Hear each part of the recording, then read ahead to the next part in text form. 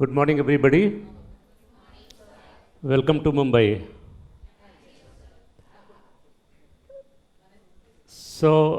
Today's topic is Karmayoga, the art of performing efficiently. First of all, I express my gratitude to the Institute for giving me this opportunity to interact with all of you. And since we are talking of efficiency, so there are two words, efficiency and efficacy.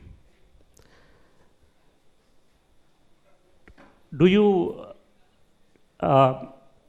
understand the difference between efficiency and efficacy? थोड़ा volume ज़्यादा है. What is efficiency?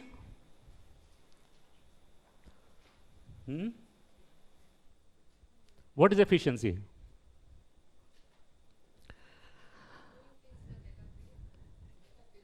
Yeah. So, if you have been given a task and you want to do it perfectly, then it is efficiency. Doing the right thing is efficiency. Efficacy. Effectiveness is doing the things in right, and the efficiency is doing those things in a right manner. Okay. So suppose from Mumbai you have to go back to Coimbatore. Okay. So if you take some path and you are able to reach Coimbatore, so that is efficacy of that journey, that you are able to reach Coimbatore. But if you are able to reach Coimbatore within the shortest possible time, through the fastest route, that is efficiency. Okay. So when we are talking about efficiency of performance, means we are going to perform whatever is required from us, but that performance would take a toll on us. Like you are students, you are preparing for your exams.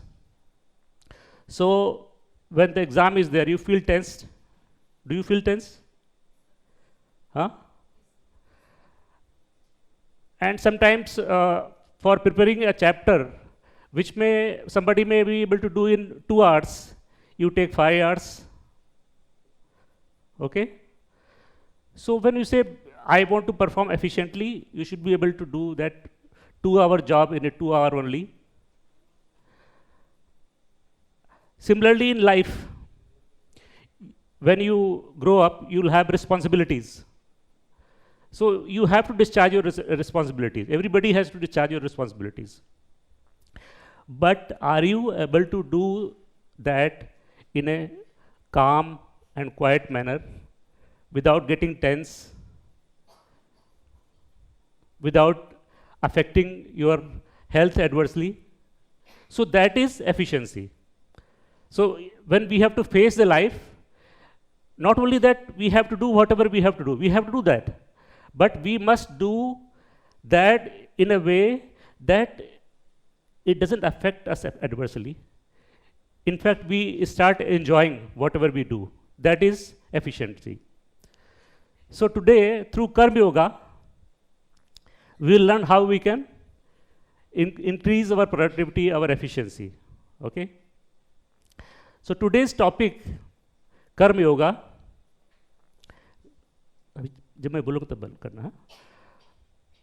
So this topic I have developed after reading Bhagavad Gita. How many of you have read Bhagavad Gita? Very few, very few.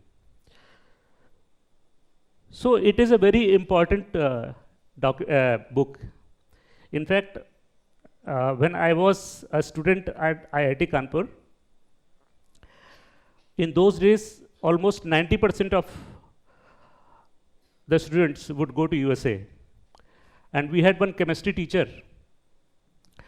So he would tell us that if you have to go to USA, before you go there, you must read at least once Bhagavad Gita. Why? Because when you go there and suppose you are in some party or somewhere in some function, the moment they know that you are from India, they would like to start to talk to you about Gita. So if you are unable to talk about Gita, then that will be very embarrassing for you. So Gita has given an identity to this country. The message of Gita has indeed spread far and wide, and our country is known by the message that Gita has for us. And in Gita, Karma Yoga is the one of the most fundamental message. So while I was translating Bhagavad Gita from Sanskrit to Hindi, I had to read it again and again. And while doing that, I could kind of take its essence in the form of Karma Yoga, and gradually I have developed this topic, and now I have converted it into a formal training of 2 hours. So today I'll take you through that document which I have prepared for disseminating the message of Karma Yoga.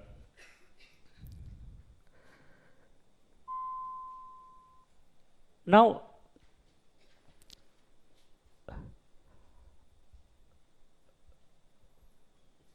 while you are preparing for your CA course, you will study so many things. You will study tax, you will study audit, you will study accountancy. These are very essential skills to become a CA, okay? So that efficacy part, that when you study all these subjects, you will become a CA. But for being a good CA, for being an efficient CA, you need something more. That is Karma Yoga. In Gita, there is a phrase called Yoga Karmasu Kaushalam. So in whatever you do, in your actions, the real skill is Karma Yoga. Okay? So if you have got all the skills, all the knowledge, if you understand tax, if you understand accounting, you know how to do audit, but your skill set would be incomplete till you understand Karma Yoga, till you know how to perform efficiently without getting bothered about so many things that will arise during the course of your practice. Okay? So today we are going to learn Karma Yoga. But before we understand Karma Yoga, we have to understand yoga. And before that, we have to understand life. Next. Yeah. So as a student, when you are kind of sometimes you are tired, you are disappointed, this question would be coming to your mind: what is life? Do you ever think what is life? Who thinks about life? Raise your hands. Yeah. As intellectuals, this question often comes to our mind: what is life? Why we are there? Why we have come to this world? So in Indian tradition, we say this human life form is a karma yoni. Have you heard this word karma yoni? In Tamil, do you have such a word? Karma yoni. Yeah, Sanskrit word. I don't know whether Tamil has a corresponding word or not. So there are many kind of life forms. They say there are 8.4 billion life forms in our tradition. Madam, in Tamil Nadu, do you say that? That we have 8.4 million life forms. After passing through all these life forms, then we get Manushya Yoni. Yeah. So, never mind, never mind. Even biology says that there are 8.4 million, about 8 million plus species. Yeah. So, so this Atma goes through many cycles of birth and death, and takes form into it goes through various life forms, and then it becomes a man or woman. So when you get human life form, it is a special achievement, okay? Because only as a human you get an opportunity to perform actions. You see, animals have 4 legs, but we have 2 hands also. So we have hands means we have got this opportunity to perform, to act. That is how we are different from animals, because we have got hands to do work. But when we want to perform, do our karma, the life is never easy. You want to become a CA, but you have to go through obstacles, don't you? Sometimes there is some problem at home. Sometimes you fall ill. Sometimes there is some social obligation. Sometimes the financial condition is not good. So many obstacles you have. Okay? So the life is an art of facing obstacles. We need skills to face these obstacles or problems in life. Okay? Then how do we close this? Just a minute.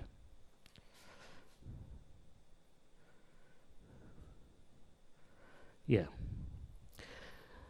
So you have to perform actions.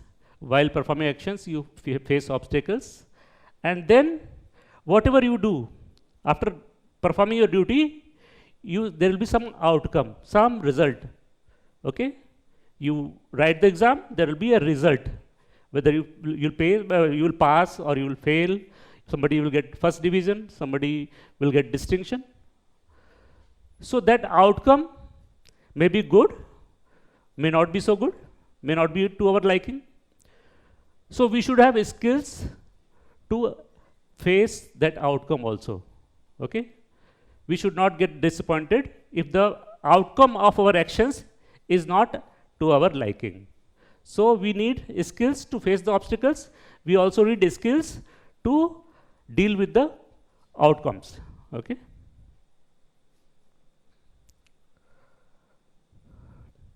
Next. So we were talking of problems in life. Okay? And let us see from where we get problems. We can have problems arising from our body, both physical and mental.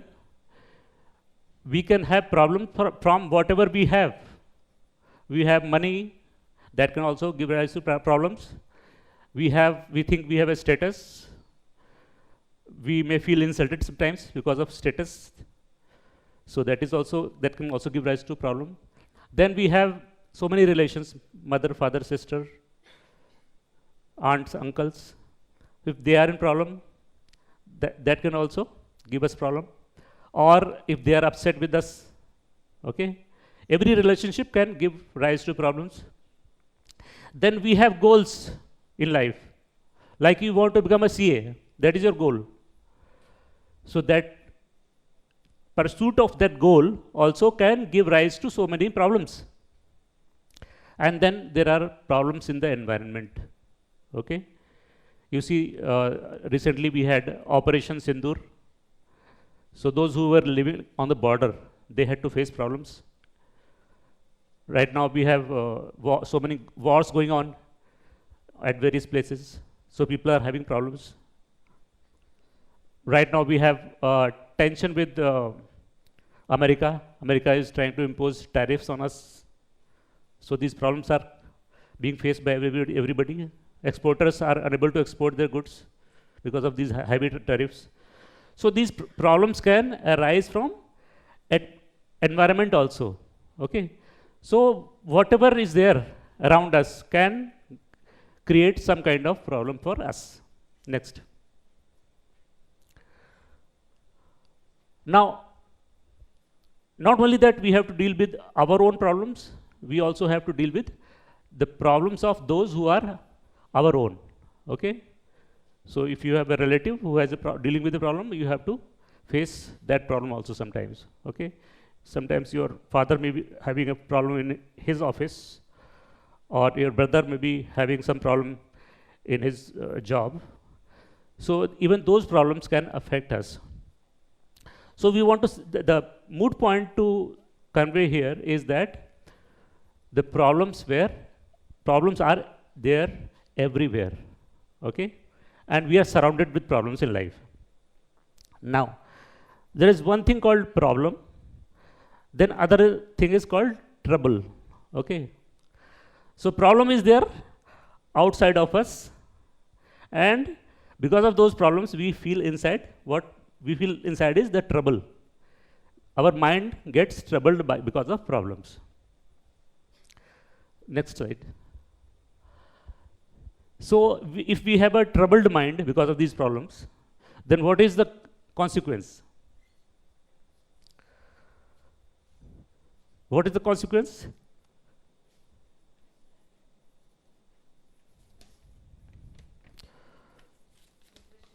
Yeah. So if you are feeling troubled, it may affect your physical health. You may have so many acidity or heartburning, whatever. So many physical psychosomatic symptoms you can feel. You can also feel mental stress, anxiety, nervousness. And as a result of the troubled mind and having all these symptoms, what is the consequence? Our productivity goes down. Okay, so if we have a paper tomorrow and we are troubled by all these problems that we are facing, so are we able to, can we focus on our studies? Can we focus? Huh? Our focus will get affected, our performance will get affected, and our result likely to be there will not be as good as it is possible. So we have to develop a skill so that these problems do not trouble us. Okay, the problems will always be there. There cannot be anybody in this world who will not go through problems, but whether we feel the trouble or not is within us. Okay, so we can transform our perspective or our mind in such a way that despite all these problems, we don't face the trouble in our mind. Next. Now, before we proceed further, I would like to read this story. Can somebody volunteer?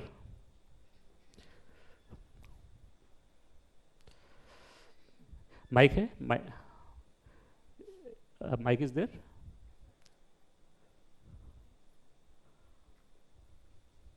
Or you can come here and read from there.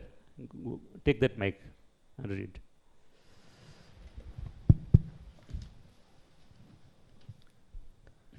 A car ahead was moving like a turtle and not giving me way in spite of my continuous honking. I was on brink of losing my cool when I noticed a small sticker on the car's rear. Physically challenged, please be patient. And that changed everything. I immediately went calm and slowed down. In fact, I got a little protective of the car and the driver. I reached home a few minutes late, but it was okay. And then it struck me, would I have been patient if there was no sticker? Why do we need sticker to be patient with people? We'll be more patient and kind with others if people had labels pasted on their foreheads. Labels like lost my job, fighting cancer, going through a bad divorce, suffering emotional abuse, lost a loved one, feeling worthless, financially broken, and more like these. Everyone is fighting a battle we know nothing about. The least we can do is to be patient, kind, and compassionate. Let us respect the invisible labels, knowing each is carrying multiple ones. That is why they say, walk gently into others' lives, and all wounds are not always visible. Thank you, beta. So, what do we learn by this story? Yeah. Okay. Anybody else? What do we learn from this story?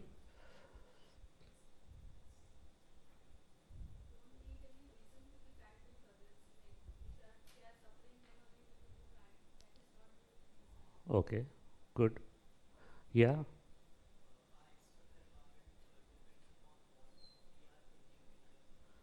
Very good. Very good. Very good. So, if we change our thoughts, everything changes. Yeah. Anybody else? So, as you said, this story tells us about empathy, how we must empathize with people, and then we can deal with them in a better way. You see, we can go through this last line of the third para. In fact, I got a little protective of the car and the driver. Then I reached home a few minutes late, but it was okay. This sentence is very important. I reached home a few minutes late, but it was okay. Means what? I would have reached late even otherwise also. Had I not read this label, I would have taken the same time. But then that would not have been okay. I would have been very frustrated, angry. Okay. But just because I could read that label, everything was okay now. Means when we are able to change our perspective, our reaction changes. Okay. Despite having the same problem, the fellow was not driving in a proper way. The problem is the same. But just because I changed my thought process, the reaction got changed. Now I was not frustrated. I was feeling okay. So this is the importance of looking at the problems with the right perspective.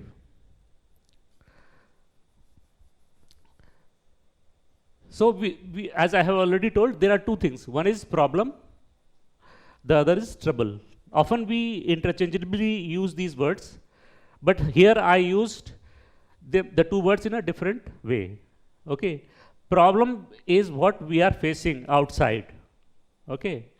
And trouble is what we are feeling inside. Okay.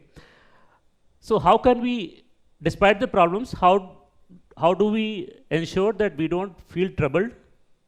How do we do that? If there is a problem outside, then the problems will be there. But then how do we ensure that those problems do not trouble us? Yeah. You can come forward here. Yeah.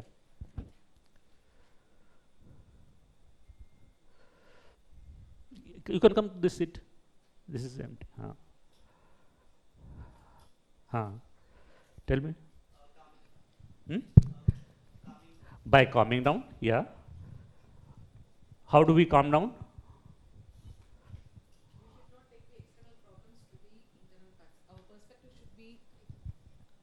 So we should not take our external problems to the internal facts. So our outlook perspective should be in a positive way. Yeah. So how to solve that issues? Yeah. If we take this internally, the trouble creates. So automatically depression comes, and we'll be creating some problem to some other person. Very good. So the best way to deal with the problem is to have a positive outlook. Okay. Take it. In a way, it gives you energy, okay, instead of depressing you. So the moment we are able to deal with our outlook, we will be able to deal with the problem more efficiently. Is it not so? Everybody agrees with that or not? So you would have seen there are situations when somebody is driving, he has bought a new car, and suddenly car comes from behind and bumps into that car, and there is a dent. And then the boy gets angry, he gets out, and the fighting starts. Have you heard of road rage? Road rage happens very often. In Coimbatore, I suppose there may not be so much traffic. Huh? Yeah, so road rage happens because we are having anger inside, and our outlook when this happens now, because we think that this is my new car, I have just brought it from the new showroom, and it was such a shiny, good looking car, and this person has spoiled my car. So another person, how he can transform this situation into a how do we form an outlook whereby we can deal with this kind of situation? So we'll say, okay, maybe he was rushing for his office, and he could not see the tail light, and he could not brake his car in time.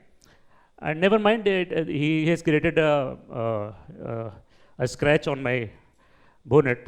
All right, my car is insured, I'll go and get it fixed, no problem. This happens to everybody. Maybe he was not in his right frame of mind. Our outlook, we are able to forgive that person and kind of come out of that situation.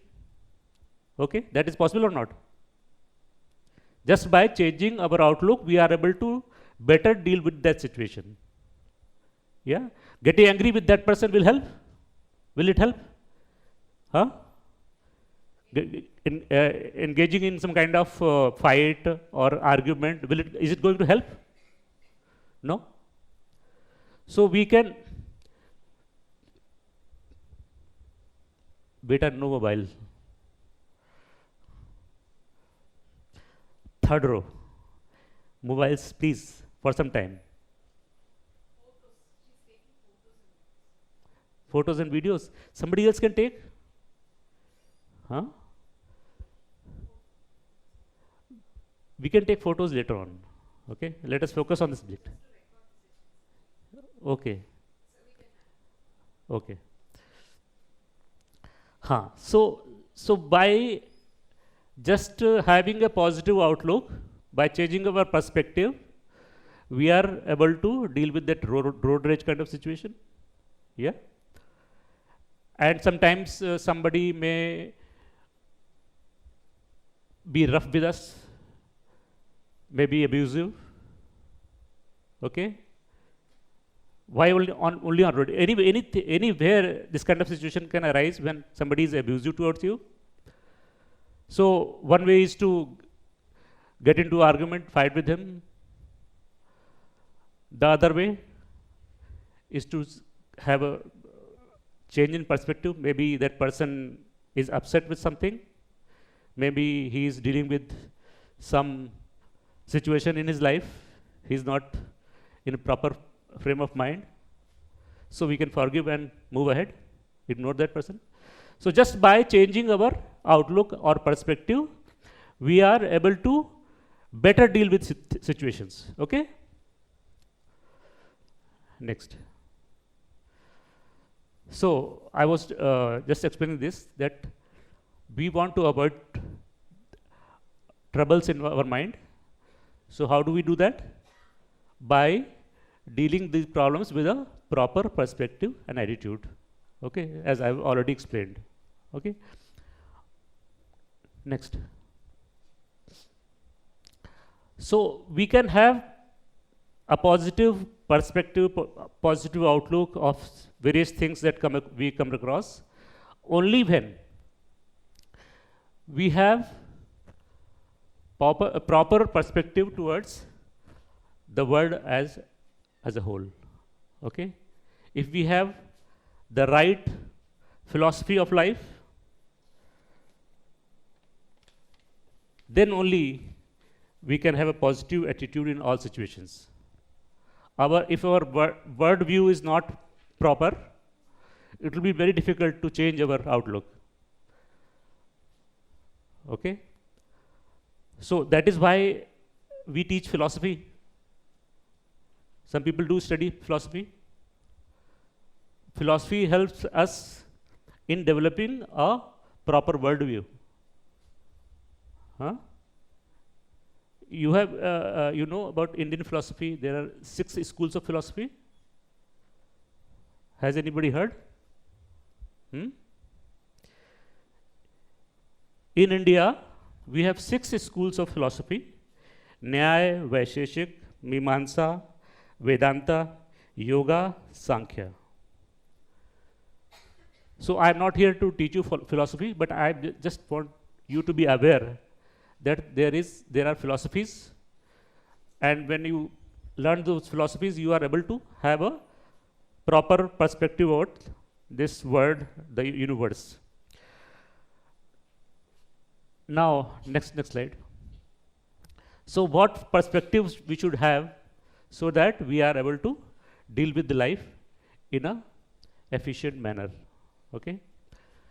So after pondering over this question for quite some time, I got this answer, that the perspective to look at the world, the right perspective to look at the world is yoga. So what is yoga? Next slide. What is yoga? So if you Google what is yoga, you will get these answers.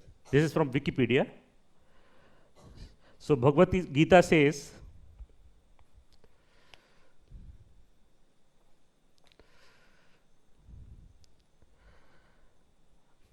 be equal-minded in both success and failure. Such equanimity is called yoga. Or yoga is skill in action. Know that which is called yoga to be separation from contact with suffering. Okay. Then Patanjali Yoga Sutra. Yoga chitta vritti nirodha. Yoga is the calming down the fluctuations, oblique patterns of mind. Then you have Kaundinya's Pashupat Sutra. Yoga is the union of self and Lord. Then you have Yog Sataka or Jain Muni. He also gives a definition. Then you have Brahma Sutra, Bhashya, Malini Vijaya Tantra. In Kashmir Shaivism, yoga is said to be the oneness of one entity with another. Then you have another scholar who says to have self-mastery is to be yogi. The term yogi means one who is necessarily conjoined with the manifestation of the nature. Then you have another tantra work where it says yogic experts state that the yoga is the oneness of the individual with the Atman. Others understand it to be the ascertainment of Shiva and the self as non-different.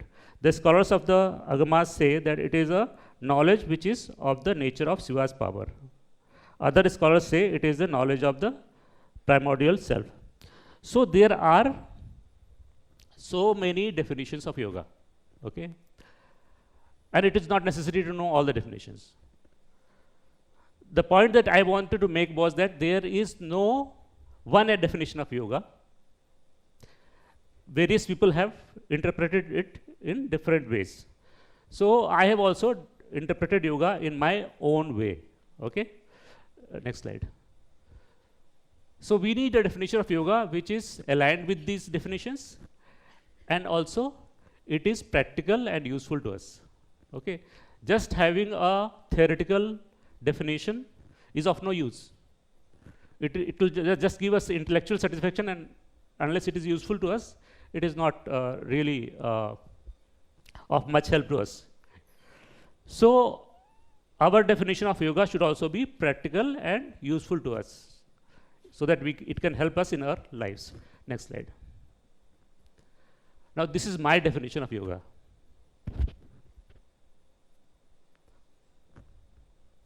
Yoga, to perceive the whole universe as an integrated machine. Okay, this is my definition of yoga, and it has developed after thinking over this scripture of Gita, going through this scripture again and again, and thinking what is meant to be yoga. Because in Gita, the word yoga is used so many times, but nowhere it is defined what yoga is. So when we perceive yoga as this, then the whole message of Gita becomes very clear. Okay, so we want to understand this definition of yoga. क्या हुआ? रुक जाओ, wait करो, मैं कर लूँगा, बैठ जाओ.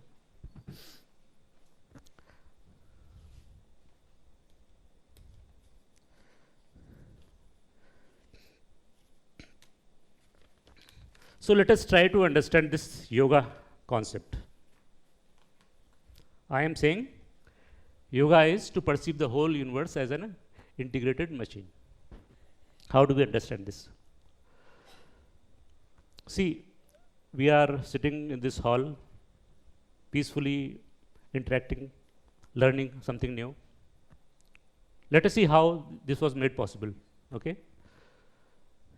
So, somebody had this idea that WIRC should have an office in Mumbai.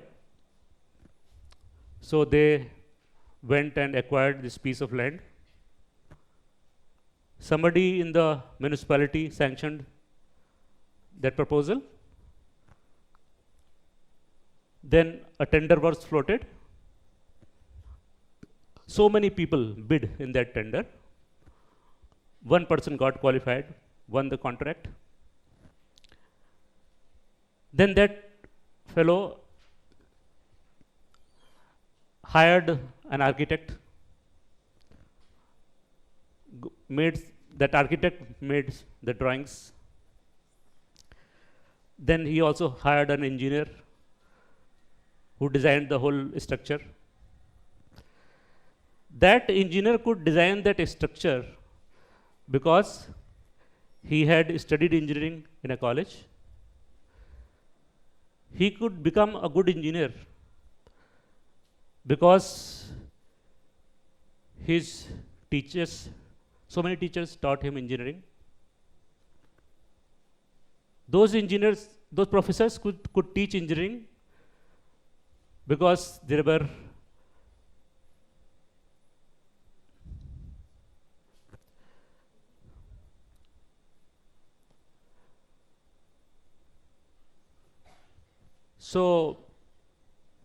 those professors could teach him engineering because there were books of engineering. Okay? Books were there because somebody authored, spent midnight oil writing the book. Those books could come to the market because there was a publisher who published the books. Any problem? AC. Okay.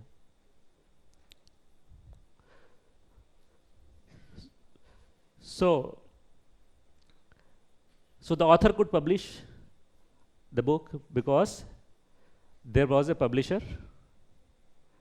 Publisher could print the book because there was printing machine.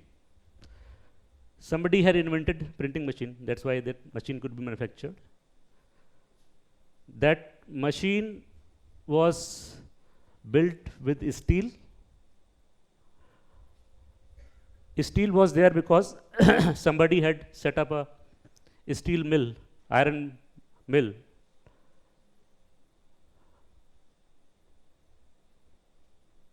That iron mill could be set up because the bank could give loan. Bank could give loan because so many people put their savings in the bank. Then for making steel in the steel mill, we needed ore. That ore could be dug up from the earth because so many laborers went inside that mine to dig up that ore. Then that ore had to be transported to that steel mill by using a truck. That truck was there because somebody had built this truck factory. Again, truck factory could be built because bank had given loan. And then there are machines in the truck factory. Those machines were designed by so many engineers, and so on and so on. How long can this chain go on? How long can this chain go on? So this was just one thing, that's building. Then there are chairs. I can start analyzing about how these chairs were built. Then there is air conditioner. Air conditioner is being run on electricity. Electricity is being produced in a powerhouse. Okay, powerhouse is using coal. Coal is being mined and transported. This can go on and on and on, and it will never end. So, how many people have contributed so as to enable us to sit quietly here and do this exercise of listening to each other? How many? One number. One number. How many people have contributed in this endeavor of ours? Can somebody give me one number? Huh? Innumerable, yeah. Yeah. Infinite. There can be no end. Thousands, lakhs, crores people have contributed, and then this hall is ready so that we could sit peacefully. Yeah. So, whatever you have in your life, you have a house. You have a house. So, how many people have contributed towards building that house? Give me a number. Yeah. So, you came to here in a car, and flight. Yeah, you came by flight. Huh? So, how many people contributed to make that flight possible? Give me a number. One number, please. Huh? 1,000 is a very small number, madam. Even a crore would be a small number, I would say. So many people are contributing in our lives. We don't realize. So this is one part. Then let us go a step further. So I was trying to explain how this whole word is an integrated machinery. Now we are sitting here, okay? And we are taking breaths. When we take breath, oxygen goes inside. We leave the breath, the carbon dioxide comes out. So now this girl has taken a breath and then exhaled. The carbon dioxide molecule that she has released has flown and went there, and that girl. Okay? That girl has part of that breath maybe gone there. Part that has gone outside as carbon dioxide, and it gets absorbed by a tree that is standing outside. Okay? Now that molecule, that oxygen molecule, that carbon molecule or oxygen molecule, which was part of her body, is now part of what? It is now the same molecule is there in the tree. Then what happens? The leaves fall, okay? And there is a cow around. The cow eats those leaves. Now that carbon atom, where is now? Where is it now? Now it is in cow. Then somebody milks the cow and gives it to his son. Now where is that carbon atom? Now it is in that boy. Now that boy exhales, gives out carbon dioxide. That carbon dioxide is absorbed by the grass. Where is that same atom now? in the grass right now. Hmm? Then a goat comes and eats that grass.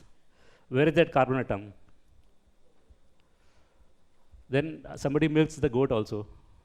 And this goes on. Yeah? So when we breathe out, we also breathe out water vapor. So that water vapor goes up, becomes a cloud. The cloud rains. Then water goes to the river, then to some pond, some fish, and so on. Again, it goes back to goes to sea, then to the clouds. So this way, water molecules also keeps on rotating. Okay. So whatever is in my, we say this is my body. The atoms that I have in my body are very new. The atoms that I had in my body last year were very different. So some atoms that I had in my body last year, maybe now are there in his body. Okay? Some of it may be in your body. So I am exchanging my body with everyone. Am I? So this is the second level. So we had one level of external things like AC, house, car. Then the second level is our body, is integrated with everybody. Then at soul level, it is difficult to give a perfect example. Yet, I want to illustrate how we are connected at soul level. So suppose you are going to your college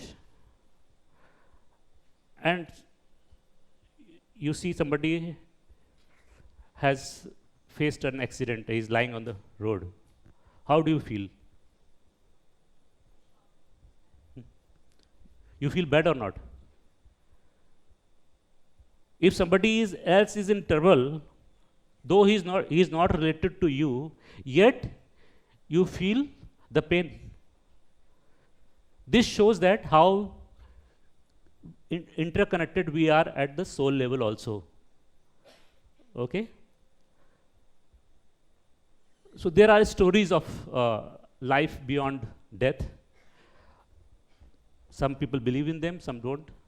Yet there are stories. And if we analyze such anecdotal stories, we would come to realize that at the soul level also, we have some connections. We are not free.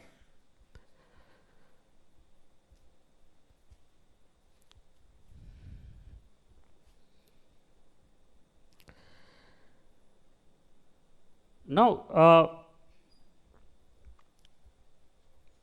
right now we have, as I have told you, we have got so many wars going on in Ukraine or in Gaza. Are we, though these wars are happening at far off places, but are we getting affected or not? Huh? We are getting affected or not? So anything which happens anywhere in the world affects us. Have you heard of the butterfly effect? Huh? You have heard? Please explain.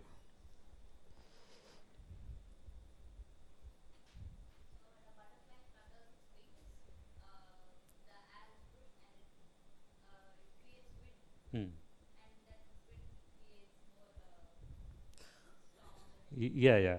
So a butterfly flipping its wing can create a storm. The world is so much interconnected.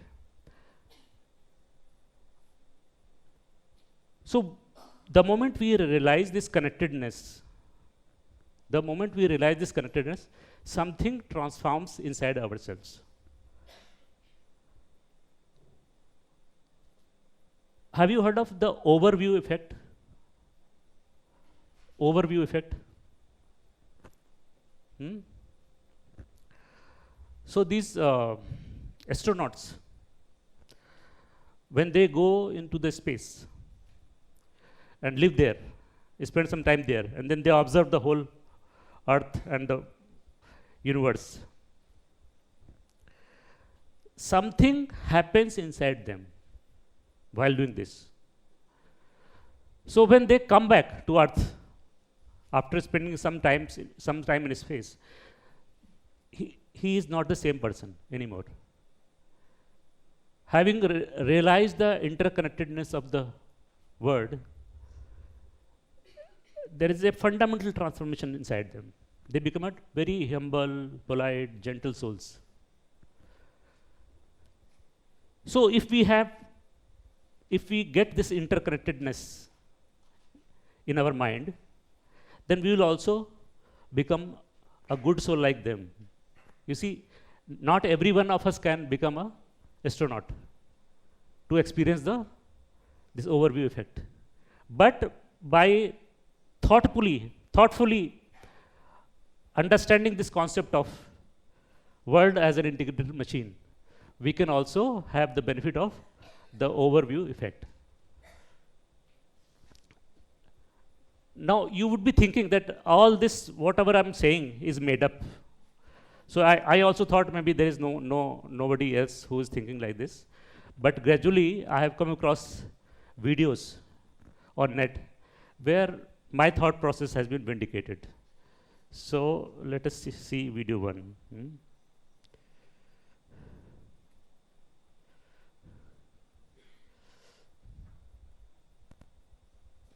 Volume is there. साथियों, भगवान बुद्ध को enlightenment के समय क्या दिखा होगा? दोस्तों, श्री अरबिंदो अपनी किताब द सिंथेसिस ऑफ योग में लिखते हैं कि समाधि के समय दुनिया की सारी वस्तुएं जैसी दिखती हैं, उससे कुछ और बन जाती हैं। वो किसी बैकग्राउंड के ऊपर सेपरेट ऑब्जेक्ट्स की तरह नहीं रहती, बल्कि उस बैकग्राउंड से ना अलग किए जाने वाले हिस्से बन जाती हैं। और इस सूक्ष्म स्तर पर एक योगी इस संसार की यूनिटी को अनुभव कर पाता है। हाइजेनबर्ग अपनी किताब फिजिक्स एंड फिलॉसफी में लिखते हैं कि मुझे ये संसार क्वांटम लेवल पर इवेंट्स का एक कॉम्प्लिकेटेड टिश्यू जैसा दिखता है, जिसमें अलग अलग तरह के कनेक्शंस एक दूसरे से जुड़ते और टूटते रहते हैं, जो मिलकर एक होल यूनिटी बनाते हैं। अब स्यूडो डिबंकर्स ये कह सकते। So this video was in Hindi. Maybe all of you are unable to understand. So he was saying that when we are in a deep meditative state, things don't appear to be separated. They feel to be interconnected. And this is what is the basis of the quantum theory. The things are entangled at quantum level. Okay? So this is one video.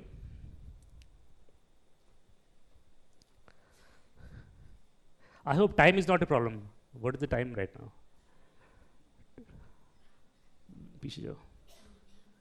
Wait.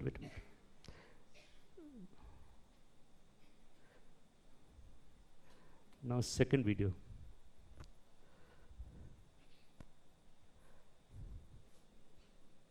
There are more molecules of air in every breath you take than there are breaths of air in all the atmosphere of the earth. So that when you exhale, there's enough of those molecules to scatter into every breath of air that is inhaled. So when you take a breath of air, you have molecules of air that went through the lungs of Jesus. We're all connected, and there's no way around it. There are more molecules of. So he's an American scientist, but he's saying there are more molecules in a breath of air than there are breaths in the whole environment, whole atmosphere. So some of the molecules that we are breathing inside were the same molecules which were breathed once by Jesus. Okay? So at molecular level, we are not only connected to each other, we are also connected to our forefathers. People who have lived long time back on this earth, we are also connected to them because we are having the same molecules.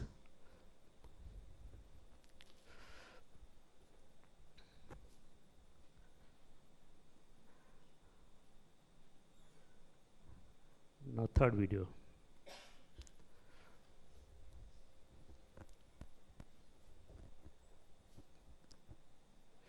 The human body replaces 98% of all the atoms in 1 year. You make a new liver every 6 weeks, a new skin once a month. In less than a year, you replace your entire body down to the last atom, which means that right now what you're seeing is my 1993 model. And the body I had last year is gone. Which means that you really could cure yourself of whatever. If I you knew how to influence the software. This is... So Deepak Chopra is also saying what I have already said, that our body is, we are exchanging molecules with others, and our body is built with different molecules every year. Do you appreciate what he is saying?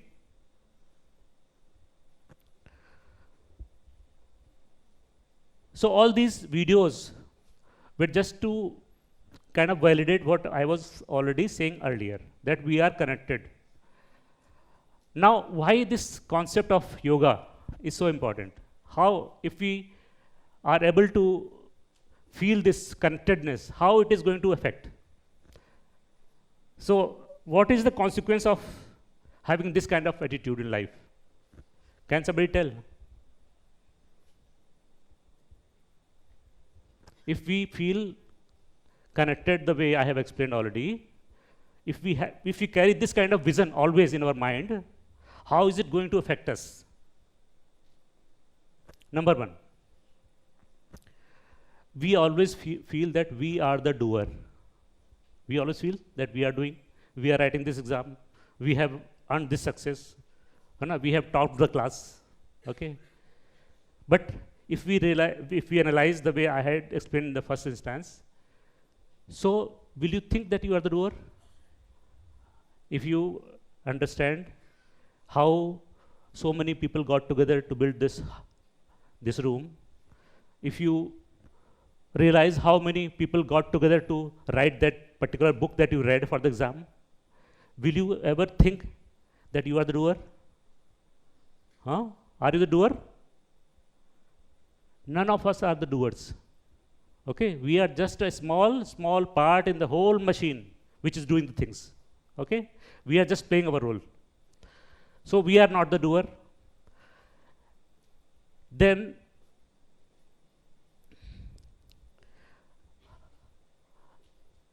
there is a concept called aparigraha. It's a Sanskrit word, which means that a sense of not owning anything. Okay? So when my house has not been built by me, so do I own it? Do I own the house? I am not the owner of the house because what is my contribution in that house? Very little. Okay? I may think I have bought a car, therefore I am the owner. But if I think deeply, that car is an outcome of efforts of so many people, therefore I should not be thinking that I am the owner. Okay? Once you build this kind of attitude, that sense of ownership, the sense of possessing things will go away. Okay? Then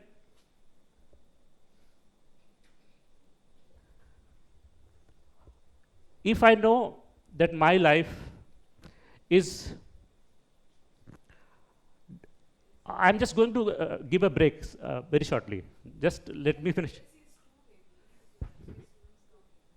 Okay. In the break, we'll deal with this. There's 5 minutes more. Okay. So, if I realize that whatever I have is because of contribution of so many people, thousands, lakhs, crores of people, so would I feel grateful or not? Huh? If I have this yoga mindset of being connected with others, dependent on others, will I not be more grateful? Yeah? In doubt?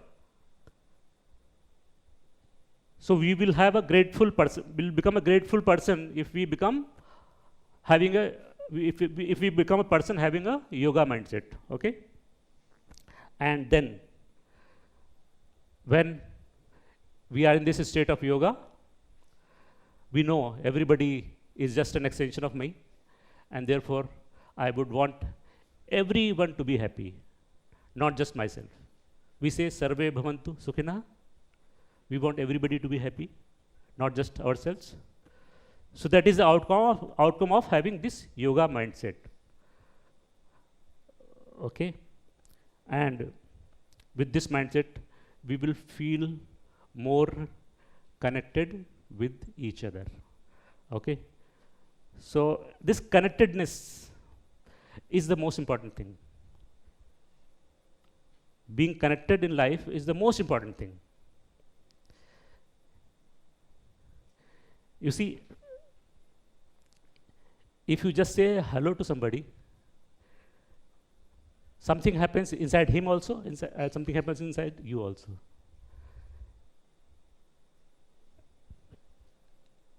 You see, when you go abroad, and if you come across some stranger, he will always smile at you. And if you return the smile, you feel good. He also feels good. If you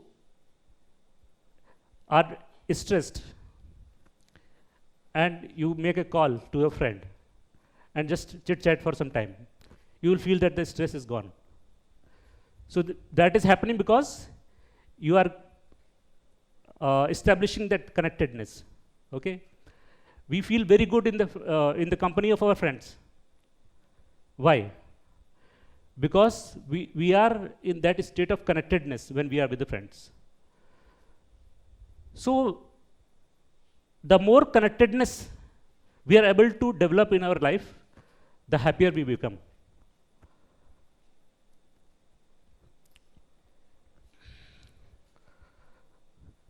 So next slide. Now, having understood the importance of yoga, we want to imbibe this yoga inside ourselves. How do we do that? Okay. So there are many techniques given in the scriptures. Some are written here: Karmayoga, Dhyana Yoga, Jnana Yoga, Bhakti Yoga. Okay. So yoga can be attained through so many means. Karmayoga is one of them.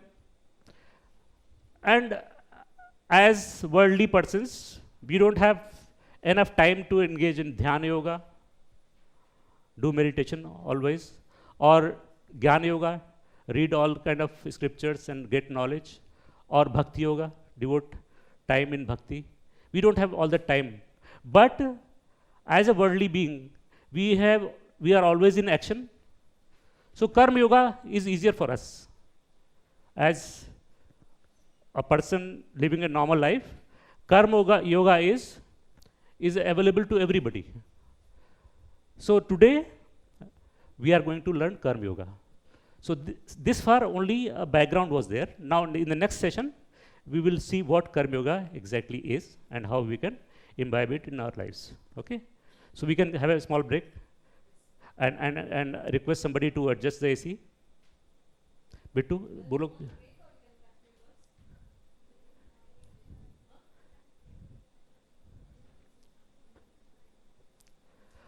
Just 5 minutes break. Continue?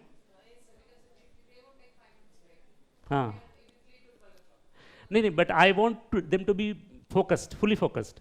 So if AC के लिए बोल दिया?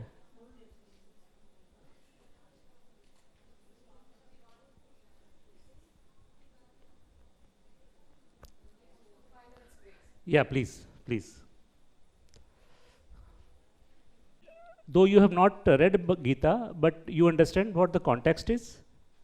Do you understand what is the context of Bhagavad Gita? Did you watch this Mahabharata serial on TV? Yeah. So this conversation happens in the midst of that battle, you know.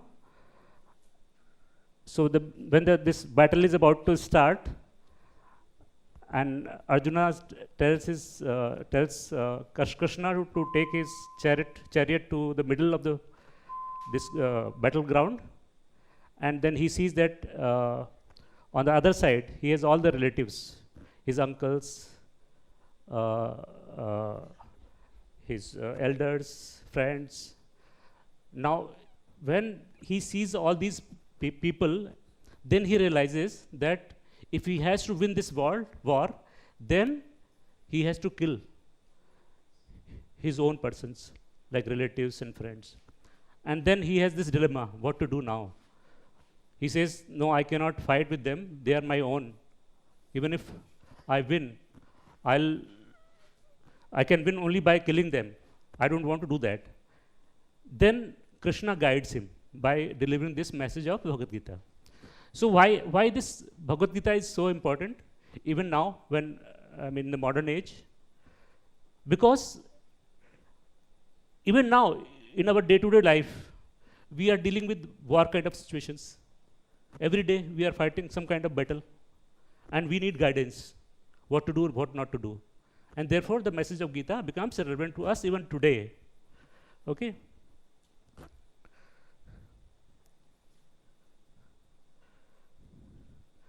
Now,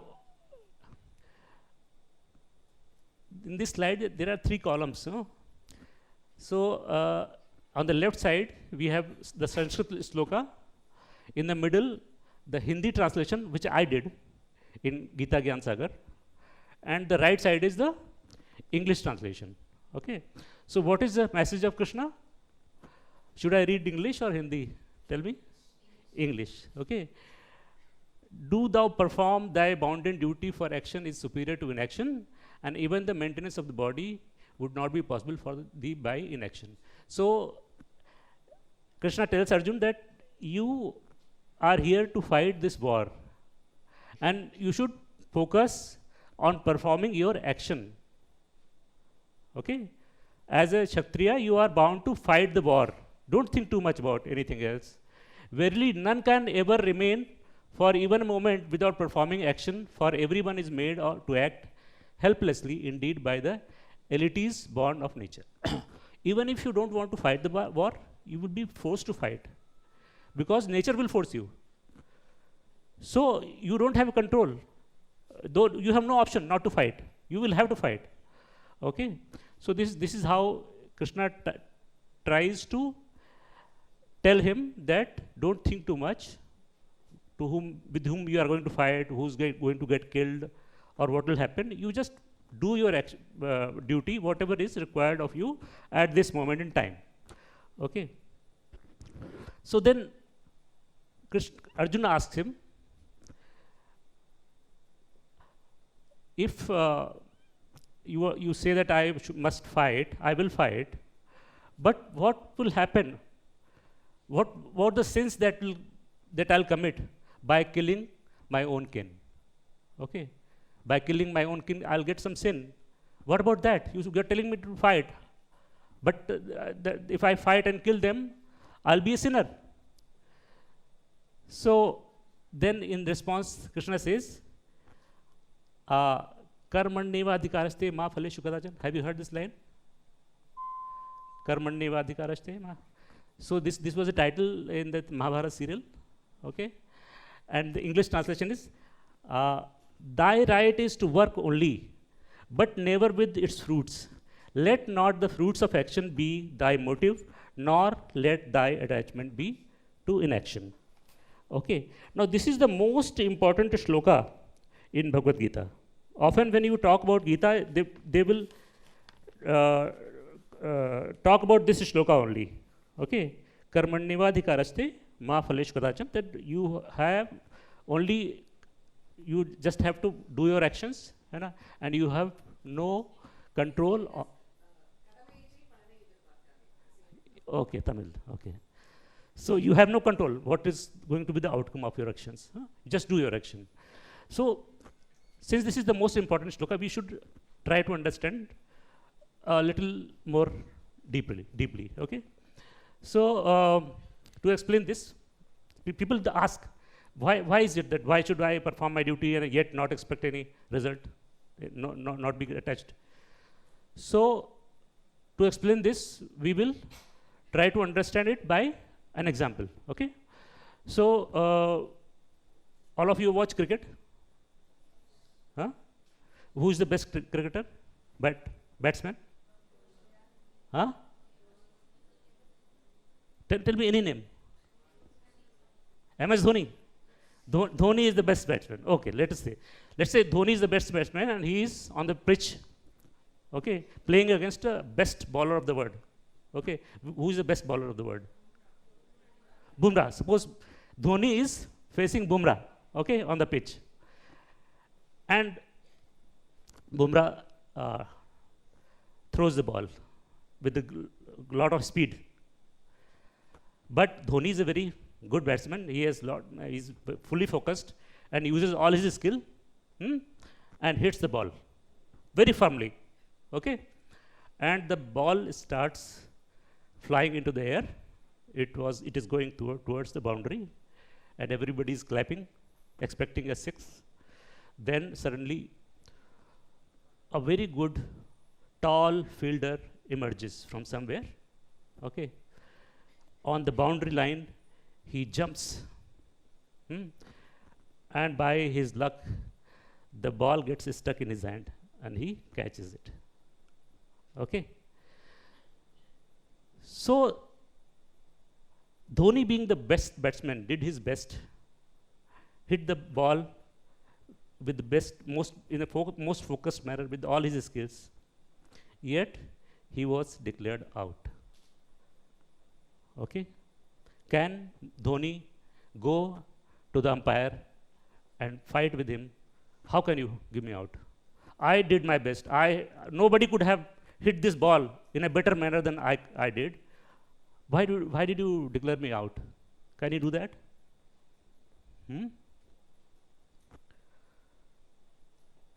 So, as a batsman, what was in the control of Dhoni? He had only one thing in his control, it was to do his batting in the most skillful manner. Okay? But he could not control what will be the outcome. Okay? As a student, to study in the best possible manner is in your control. But whether you will pass or fail is not in your control. Okay? So when a batsman is hitting a ball, the outcome is dependent on so many variables. Okay? So what is the condition of ball? Whether it is rough or shining. How skillful is the bowler? Okay? What is the wind blowing? What kind of wind is blowing on the ground? Okay? What is the condition of the pitch? And so many other things. And how the fielding placement has been done on the ground. How skillful the fielding side is in the fielding. There are so many factors which will determine the outcome of the shot that Dhoni plays. Okay? So therefore, he can only play to the best of his capability, but he can never claim an outcome that he must get a 6 or he must get a 4. Okay? So that is what it is. Karmanyevadhikarasya ma phaleshu kadachan. I am an engineer, so I talk in terms of formulae. Okay? Some of you also would have studied maths.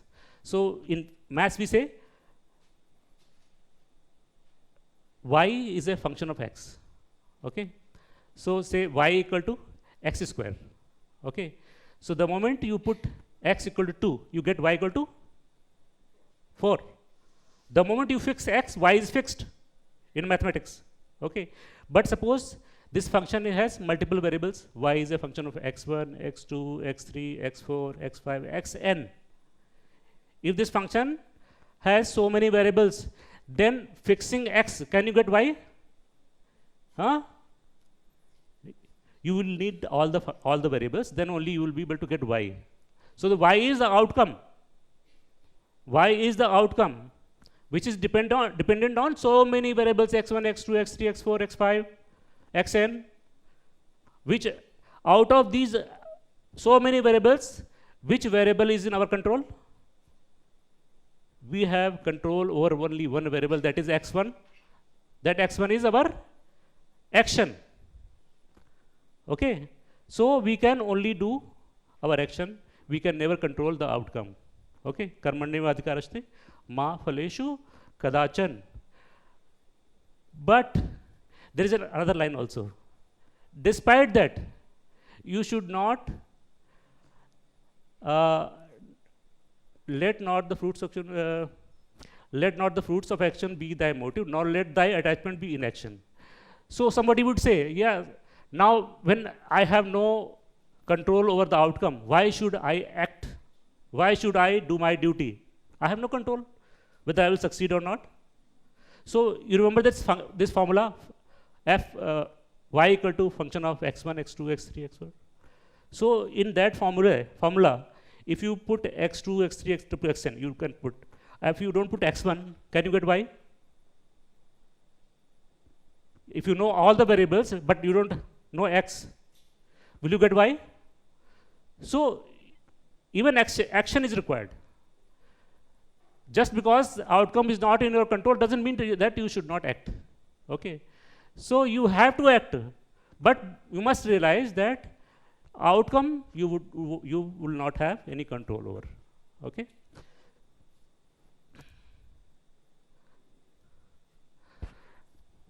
So this was a very simple thing. We could explain through this cricket example, MS Dhoni's. Now, why this? If this was so simple, why would this Gita will be spread in 700 shlokas? Because there are more aspects of karma. Okay. So there are many issues with actions. Okay. The first issue is that every action creates a bondage. Okay. The moment you decided that you want to be a CA, you start studying. Okay. Has it not created some kind of bondage? Okay. When I realize that I have to earn something for my living, and I open a kirana shop, grocery shop. So the moment I take that decision, I have to get up early at 7 o'clock, because people would come to my shop for buying bread, eggs, butter. They come so early.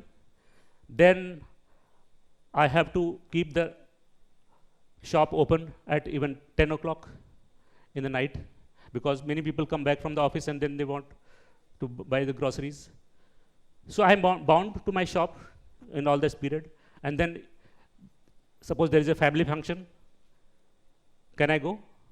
If there is a marriage in the family, then I'll feel the bondage, no? Because I have to then shut down my shop. I feel bad about it. I cannot go to my son's PTM. Okay. So the very action of opening a shop has created so much bondage on me. Similarly, when you have decided that you want to become a CA, so probably that is affecting how much you can play, how much you can go and party with your friends. So every action creates bondage. But as a human being, we want freedom. So how do we cut this bondage? So the solution that Krishna gave for this problem of bondage is to do our work in a detached manner. Okay. So how do we do this action in a detached manner?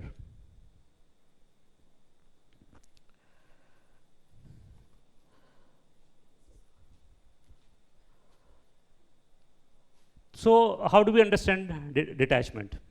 I will to explain what detached action is. You see, you would have seen that Prabha madam teaches you in this college, okay? Or earlier when you were in your school, some other teacher would have been teaching you. So those teachers wanted you to be a good student, learn the subject, pass the exam with distinction. And whenever there was some exam, etc., some gap was there, then your mother also would be teaching you at home. Was she? Or your father? Tell me. Anybody raise hand? Did ever your parents teach you at home? They did? So, when the parents teach kids at home, are they able to do it peacefully, in a very professional way? They get irritated. If you are unable to learn the lesson, they get irritated. I mean, sometimes they will scold you. Why are you not unable to understand this such a simple concept? They'll get irritated. But in a school, when the teacher was teaching you that same concept, he or she was never irritated. She was teaching in a very detached way. Okay? Why this difference? So, when a parent is teaching his or her son or daughter, he is attached with the outcome. Okay? He wants that my son must learn this concept. Why is he not learning? If he fails to learn, then he'll fail in the exam. What will happen if he fails? Teacher also wants you to learn that subject. Teacher also wants you to succeed in the exam. But he is not irritated because he is not attached to the outcome. Okay, he wants you to succeed. But if you don't, well, that is it. Don't succeed. So this is attachment and detachment. When we are concerned about the outcome, then we are attached.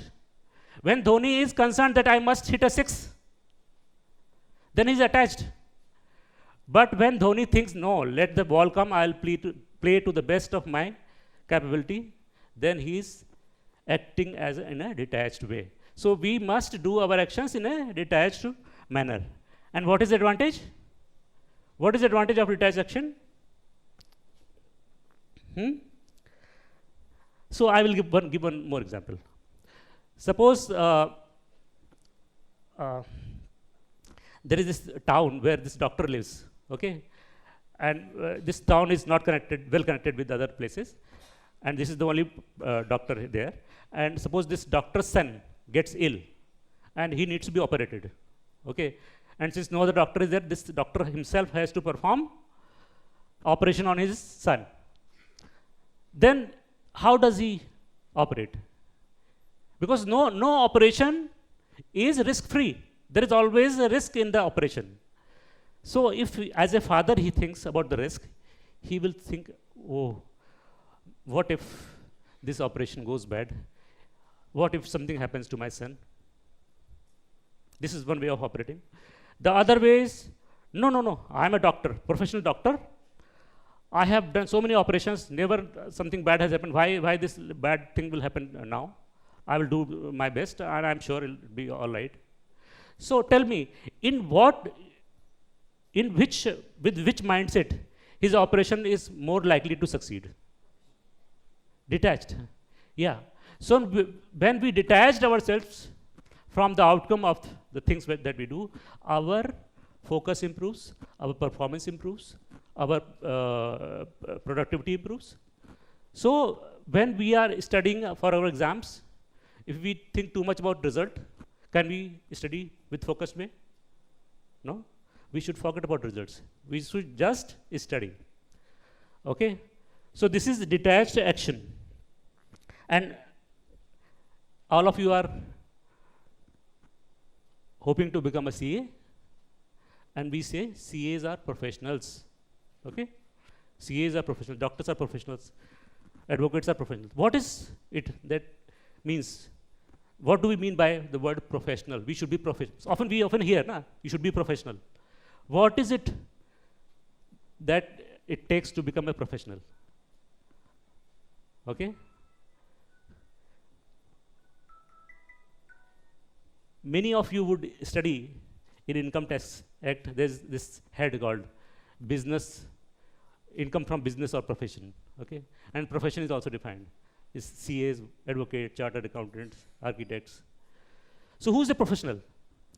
Professional is somebody who is working for somebody else. Okay? It is not my job that I am doing. I am doing the job for somebody else. Okay?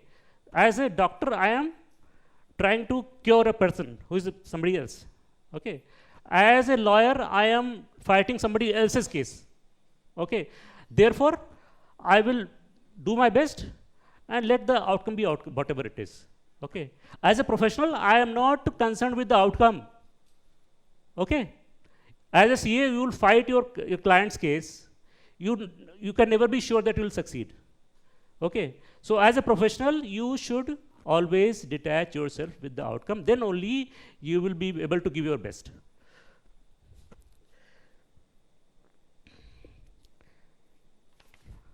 Now I have dealt with one issue of the actions, and there is a second issue. What is the second issue of the actions? So I will not read these shlokas because that will consume a lot of time. I'll just explain. This second issue is this.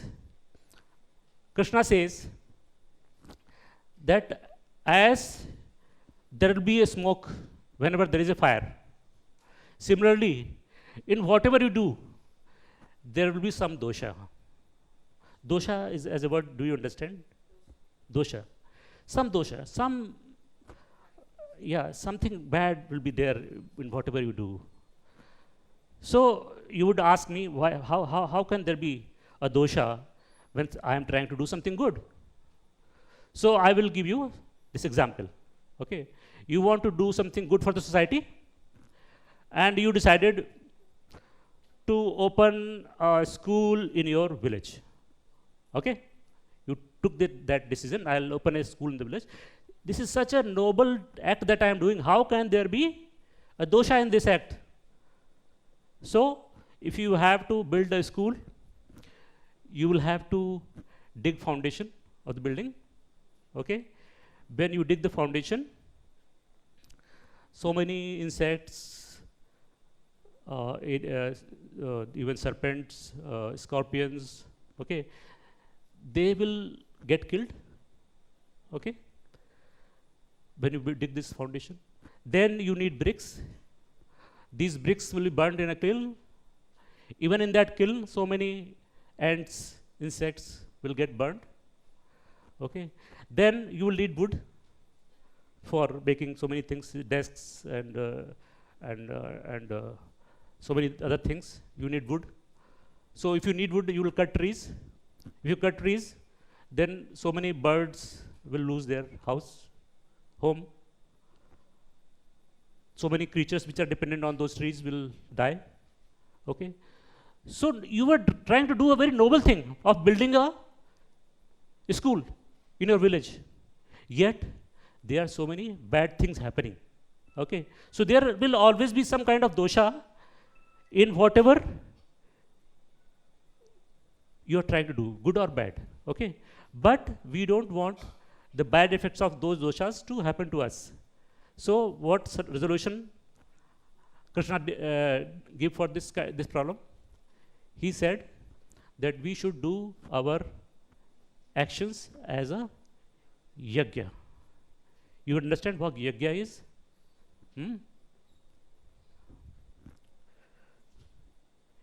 In Tamil, what do you call yajna? Yajna? Yeah.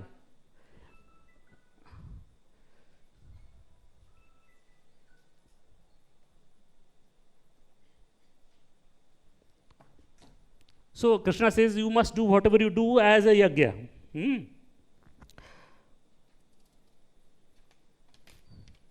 So how do we do that?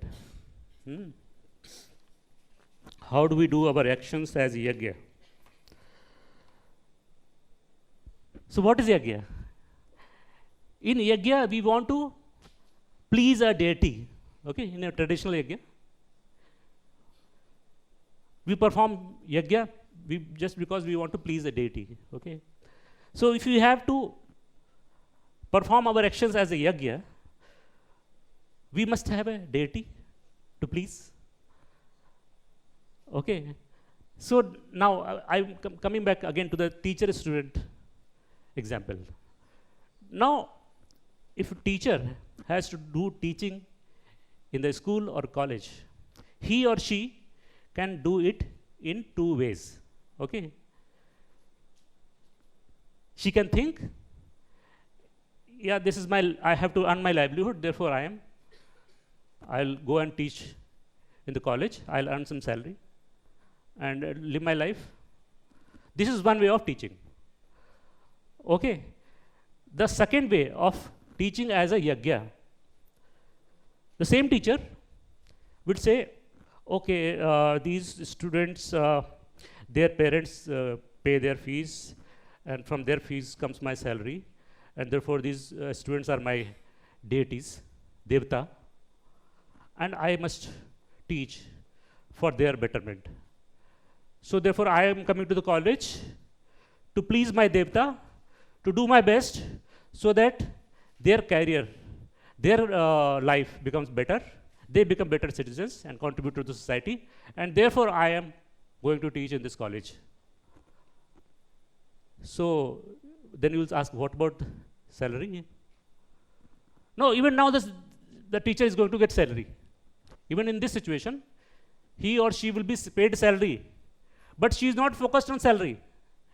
That salary is just a prasada. Prasada, you know? That salary is the prasada of that yagya that she is doing. Okay. Now she is doing the same thing, but now her act has become a yagya. Okay. That salary part is just a byproduct of what she is doing. She is not focused on her salary. So this is how we can a teacher can okay, very little time. Okay. So why this matters? Why doing the act as a yagya matters? Because intention matters. The sins are happening. I mean, those doshas are still there. Okay. But these doshas are not going to convert into sins because we have a different intention now. We have no selfish intention here. Okay. We are doing our thing as a yagya. Why intention matters? You know, have you heard of a person called Jallad? Somebody in Hindi would know. Jallad. Jallad is a person who executes people who are given this death punishment. Jallad is the person who executes. But this fellow is killing so many people. But does he get the sin of killing? Does the executioner get the sin of killing? Yeah. He is doing, though he is killing, but he is doing as a duty. Therefore, he is not getting the sin. Okay. So when we do the act not for ourselves, but as our duty, the bad effect, the dosha of that act goes away. Okay. Now similarly, okay. Now proceeding further to the next slide. So these are certain activities, ordinary actions, and on the left side, and we want to convert these ordinary activities into yagyas. Okay. Let us see how we can do this. Okay. First is teaching students in an ordinary way is for self, and the purpose is to earn salary. Agreed? Now I want to convert this teaching into a yagya. How do I do that? What action do I take? I do the same thing. Even now I am teaching the students. But for whom I am teaching, I need a devta. Who is my devta as a teacher? Student. So now I am teaching for the students. Okay. And yagya shesh, the prasada of the yagya. What do I get as a prasada? Salary. Okay. Now simple act of doing a teaching has become a yagya now. Okay. Because now I'm not doing for myself, but for a devta. Now the second act is treating patients. Okay. What do I do as a doctor? To do yagya, I will treat patients. Okay. I have to do nothing new. But now, this yagya must have a devta. Who is the devta for a doctor? Patient. So, patients are, now I am doing my medicine for the sake of my patients, not for my own sake. And as a prasada of this yagya, what do I get? Same fees. Fees will not get reduced because I am doing yagya. The fees will be the same. Fees is not going to go away. Now, as a lawyer, ordinary way I am fighting court cases for myself because I want to earn fee. Okay. Now, as a yajna, how do I do that? I still fight the court cases. Okay. Or as a as a CA, you still fight for your client. Okay. But as a lawyer, now you want to do yajna, therefore you need a devta. Who is the devta for lawyer? Huh? Client. Yeah. Now the client is my devta, and for his betterment I am fighting his case. But as a prasada of this yajna, what do I get? Fees. The fees is not going to get reduced. So still I am getting my fees. Now the next is somebody like me who is doing a job. He may do his job for himself to earn his salary, but he can also do a yajna. What new he has to do? He has to do the same thing. For doing a yajna, he has to do nothing new. But who is the devta of this person who is doing job? Yeah, the employer is my devta now. I want to do the best for him. And the yajna that I do, what is the prasada of that yajna? Still I get the same salary. Now, as a student, you can do the studies for yourself because you want to do something good in life, get a good job. This is the ordinary way of studying. Then studying can become a yajna. How? You do something new? You don't have to do anything new. Do the same study, do the studying, but you need a devta. Who's the devta for a student? Who's the devta for the student? Any guess? Quickly, time is running out. Teachers, parents, yes, good. So I can do study for my parents. I want to see them happy. I want to serve my country. I want to serve the society. Even the society can be my devta. And what is the prasada of this yajna? You will get a job. Whatever you deserve, you will get it. Okay. But as a prasada. Now I can do business. So I can do business for myself to earn money in an ordinary way. Now I want to convert my business as a yajna. Tell me, what new thing I do? Do I do something new? I do the same thing. Nothing new. But now I need a devta. Who is my devta? Customers. Good. So I am running my business because I want to serve my customers. I want to make their life better. Okay. But what is my prasada? Yeah, I earn the same money. My profit would not go down because just I am doing my business as a prasada, as a yajna. Now, a very fundamental thing, eating food. We eat food every day. Okay. So eating food, and we are eating because we want to enjoy the food for ourselves. Now, even this mundane activity can become a yajna. How do I do that? Do I do something different? Same, we eat the same food. But for doing a yajna, we must have a devta, deity. Who is that deity? Huh? Cook. Anybody else? Huh? Body. Okay. Anybody else? Huh? Be some little more creative. Okay. Why do we? Who can be the devta for whom we want to eat? Ourselves. More possibilities. Society. Stand up. Stand up. Please. Please clap for her. Yeah. So we want to serve the society. If we don't eat food, can we serve the society? Okay. If we eat food, please sit down. If we eat food, we will be healthy. Then only we will be able to contribute to society. The society is our devta for whom we are eating the food. Okay, not for ourselves. Okay. And in this situation, again, what is my prasad? Still, I'll get the same taste, maybe even more better taste. So even such a mundane activity can be converted into a yajna. So therefore, whatever we do in life can be converted into a yajna by simply changing our outlook, having a Devta in our center, focus, and not being centered on ourselves. Okay? So this is how we could convert so many things as a yajna. So, ma'am, I'll just 5 minutes more. Okay. So there were two things that I have said so far. One was to break the bondage.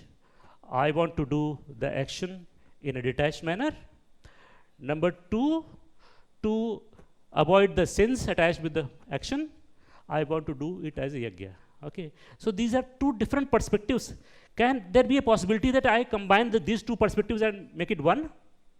Okay. So that perspective is here, nimitta. Okay. So in the end, Krishna says to Arjun, fight this war, fight this war as if you are a nimitta. Whatever has to happen will happen. Don't think too much. Fight as an agent. Fight this war as an agent. Whatever God has to do, will do. You just become a instrument in his hands. Like go back to that earlier yoga thing. In the whole this integrated machine, you are just a small part. You are just a small component of that machine. Do your duty as that component. Okay. Just be a nimitta. So when you do this as a nimitta, both this detachment as well as this yajna thing get combined. Because now you are not doing for yourself, but as an agent of God, as an agent of universe, as an agent of nature, you are doing your job. So as a nimitta, you get the advantage of both the outlooks. Now, somebody would ask, if I am doing this work not for myself, but for a devta or as an agent of God, okay, then how do I get motivated? How do I get motivated for doing these things? So for a yogi, self is never a motivation. Okay? He is doing his actions as an agent of the God or of the universe. Now he wants, you would say that then if a businessman was to do this his business as a yajna, then why would he want to earn more profit? Okay? Or to improve his business or to enlarge his business. Okay? So then this man would think, yeah, I am doing this business for my workers, for my society, for my customers. So if I make it bigger, maybe I can serve more. If I earn more profit, maybe I can give more salary to my employees. Maybe I can give more employment to others. And therefore, I must increase my business. I must do better in my business. That becomes his motivation. Okay? That becomes his purpose. Why a person like Ambani or a very big businessman would like to increase his business more and more?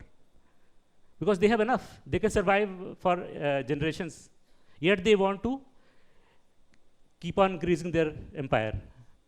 It is some kind of this purpose is there in their mind so that they can keep serving more.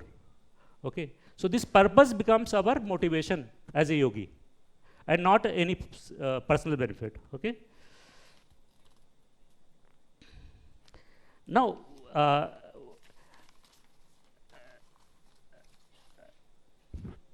suppose you are standing on a road and this blind person is standing on one side and wants to cross the road.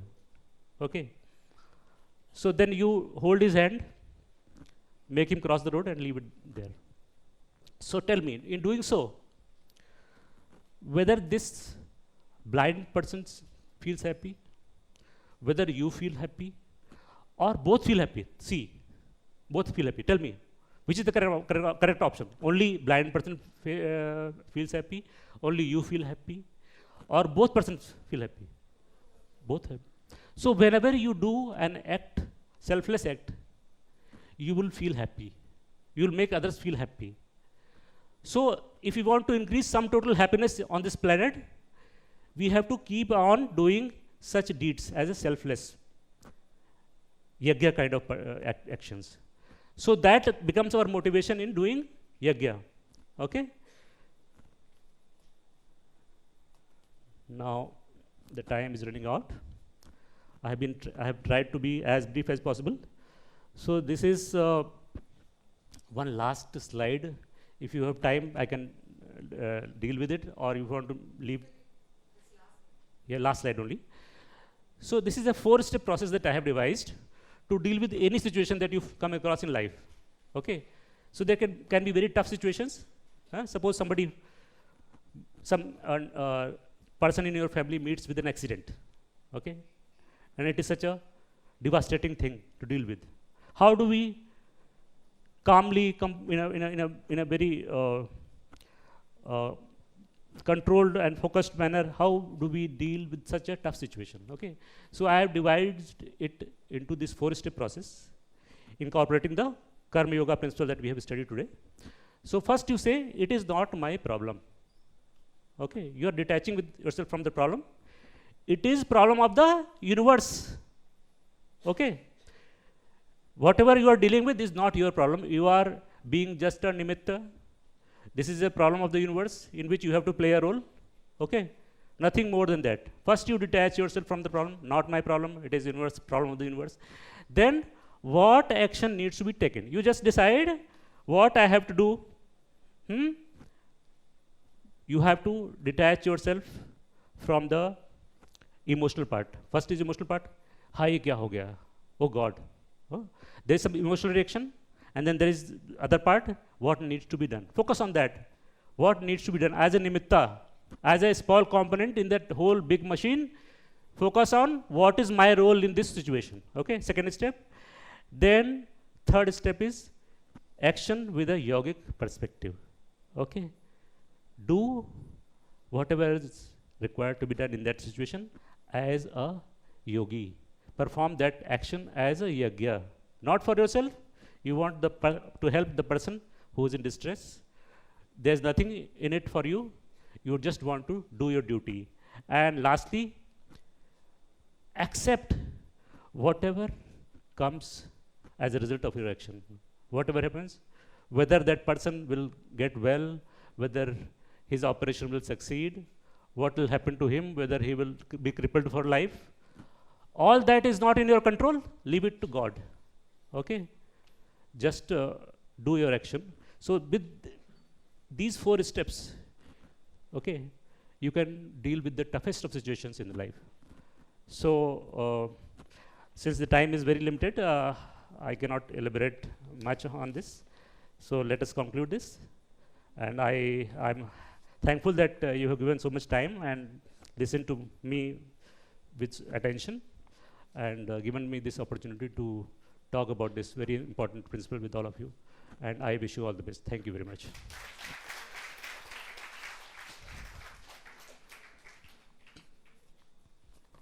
So this is my WhatsApp and email. If you have to give any message, you can note down. Okay, you can give some feedback if you like.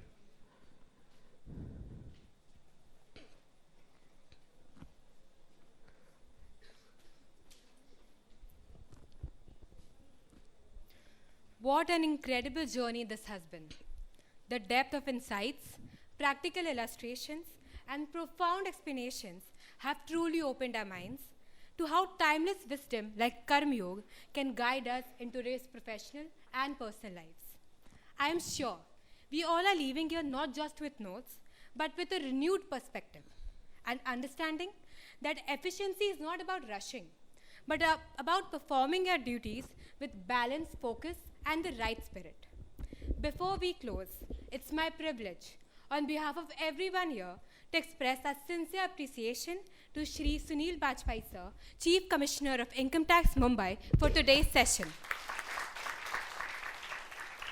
Sir, your ability to connect the eternal philosophy of Karmayoga with modern challenges has shown us that work is not just about results, it's about discipline, purpose, and direction.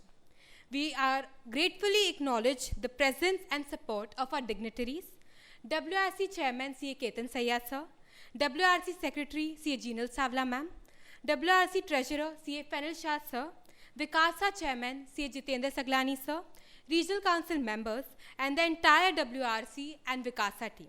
To all our enthusiastic participants, we thank you for your energy and engagement, which makes program like this truly meaningful. Wishing each one of you success and inspiration as you take these learnings of Karmayoga into your professional and personal journey. Thank you once again.